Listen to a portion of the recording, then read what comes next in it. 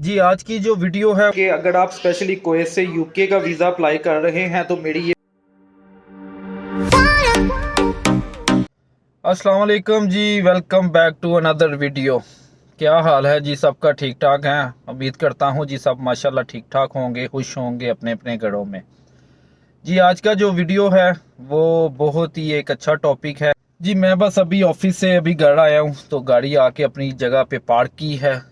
जी आज की जो वीडियो है वो आपको मेरे टाइटल से पता चल गया होगा कि यूके के वीज़ा के रिलेटेड है। तो मैं बस अभी घर जा रहा हूँ, जाके फ्रेश होके खाना शाना खा के तो फिर आपको पूरी डिटेल बताता हूँ यूके के वीज़ा के बारे में। जी आज की वीडियो को बनाने का मेरा मकसद यही है कि अगर आप स्पेशली कुवैत से यूके का वीज़ा अप्लाई कर रहे हैं तो मेरी ये वीडियो आप पूरी देखना, इसको स्किप ना करना ताकि कुछ ज़रूरी जो इन्फॉर्मेशन है वो आपसे मिस ना हो जाए। जी तो जैसे कि मैंने आपको बताया है कि मेरा यूके का वीज़ा रिफ्यूज़ हुआ है, तो मैंने अपनी फैमिली के साथ वीज़ा अप्लाई किया था कुवैत से। तो मैंने खुद से अप्लाई किया था, मैं किसी एजेंट के पास मैं नहीं था गया। तो ये सारी डिटेल जो थी वो मैं देता हूँ अपना खाना खाने के बाद। आज निमरा ने बनाया है यखनी वाला पुलाव और वो भी चिकन का। तो हियर वी गो। और ये रहा तमूर। जी तो ये रहा हमारा पुलाव। अगर आपको ये शक्ल से अच्छा लग रहा है तो कमेंट में बताना, और अगर आपको रेसिपी चाहिए तो फिर भी आप कमेंट में हमें बताना, तो आपके साथ रेसिपी शेयर की जाएगी।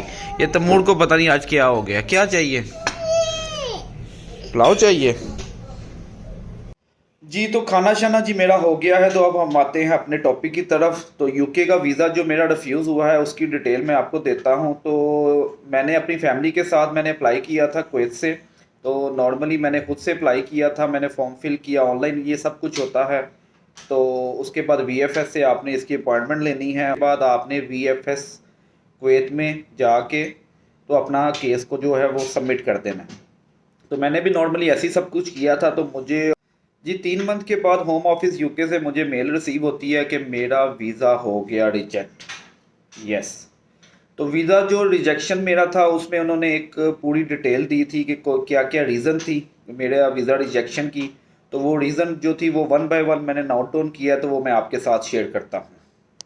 जी सबसे पहली जो रीज़न थी वो थी मेरी बैंक स्टेटमेंट की। मैंने अपनी कुवैत गल्फ बैंक की मैंने बैंक स्टेटमेंट अपनी सबमिट की थी, क्योंकि मैं इधर जॉब करता हूँ, मेरी जो सैलरी है वो गल्फ बैंक में जाती है। तो यूके के वीज़े के लिए 6 मंथ की स्टेटमेंट रिक्वायर्ड है, तो मैंने भी गल्फ बैंक की 6 मंथ की स्टेटमेंट अपने वीज़े के साथ लगाई थी। तो मेरी जो स्टेटमेंट थी उसमें मेरा सैलरीज का उन्होंने इशू, सबसे पहला इशू जो था वो मेरा उन्होंने सैलरी का लगाया था कि क्योंकि मेरी एक मंथ में 2 सैलरी शोज हो रही थी। जी तो सैलरी का इशू ये था कि मेरी एक मंथ में 2 सैलरीज शो हो रही थी। मेरी जो मार्च की सैलरी थी वो मेरी अप्रैल में आई फर्स्ट वीक में, और अप्रैल की सैलरी मेरी आई एंड ऑफ अप्रैल 28 या 29 अप्रैल को आई थी। तो एक अप्रैल के मंथ में मेरी 2 सैलरीज शो हो रही थी। तो ये इस रीज़न पे उन्होंने मेरा वीज़ा रिजेक्ट किया कि एक मंथ में आपकी 2 सैलरीज शो हो रही हैं, तो इसकी आपने एक्सप्लेनेशन नहीं दी। जब मैंने ये पॉइंट रीड किया तो मैं खुद भी शॉक्ड हुआ कि ये कितनी फजूल की रीज़न जो थी उसकी बेस पे मेरा वीज़ा इन्होंने रिफ्यूज़ किया। तो मैंने ये ऑलरेडी डिस्कस किया इधर कुवैत में 2 या 3 कंसल्टेंट के साथ, तो वो भी हैरान थे कि ये क्या फजूल सी रीज़न है जिसकी बेस पे मेरा वीज़ा रिजेक्ट किया। जी जो दूसरा पॉइंट था रिजेक्शन का, वो मेरी बैंक स्टेटमेंट में कुछ ट्रांजैक्शन थी जो कि एडिशनल इनकम शो हो रही थी। वो ट्रांजैक्शन कौन सी थी कि आप सब जानते हैं कि कुवैत में अगर हम किसी फ्रेंड फैमिली से अगर कोई पैसे लेते हैं तो हम लिंक उनको सेंड करते हैं। तो वो भी मैंने भी ऐसे किया था, लिंक के थ्रू मैंने कुछ अमाउंट्स ली हुई थी। वो ट्रांजैक्शन मेरी स्टेटमेंट में शो हो रही थी, लेकिन यूके वालों ने वो रिजेक्शन दी थी कि ये आपकी एडिशनल इनकम है, आप कहीं आप में भी आउटसाइड कहीं जॉब करते हो, तो इसका आपने हमें एक्सप्लेनेशन नहीं दिया।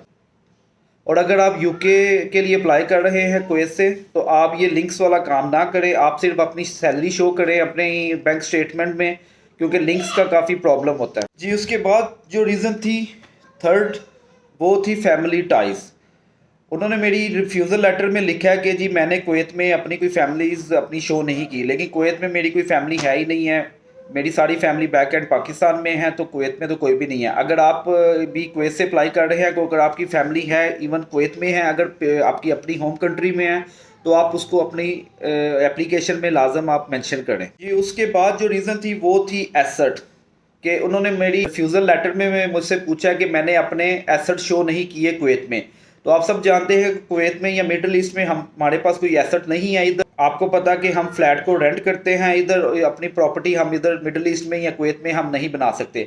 और अगर आपके पास कुछ एसेट हैं कुवैत में नहीं या मिडल ईस्ट में नहीं, आप अगर आपके होम कंट्री में इंडिया में पाकिस्तान में या जिधर से भी आप मुझे देख रहे हैं, अगर आपके पास कुछ एसेट हैं तो आप वो अपना एप्लीकेशन में लाजम मेंशन करें। आपके पास हाउस है, फ्लैट है, लैंड है, तो वो अपनी एप्लीकेशन में आप मेंशन करें। बेसिकली ये सब चीज़ें वो जो पूछते हैं वो एज अ प्रूफ होता है कि आप उन यूके में जो टूरिस्ट वीज़ा आप अप्लाई कर रहे हो कि अपना जितना भी आपका स्टे है 10 दिन का 20 दिन का वो पूरा करने के बाद आप यूके को छोड़ के वापस अपनी कंट्री में चले जाओगे। जी, तो ये 4 पॉइंट्स हैं मेन जो मैंने आपके साथ शेयर किए हैं। जब आप अपना वीज़ा अप्लाई करें तो मेक श्योर करें कि ये आप सब कुछ अटैच करें, ये वाली मिस्टेक ना करें जो मैंने मिस्टेक की हैं। अच्छा, मेरी एक और मिस्टेक थी कवर लेटर। कवर लेटर बहुत ज़रूरी है।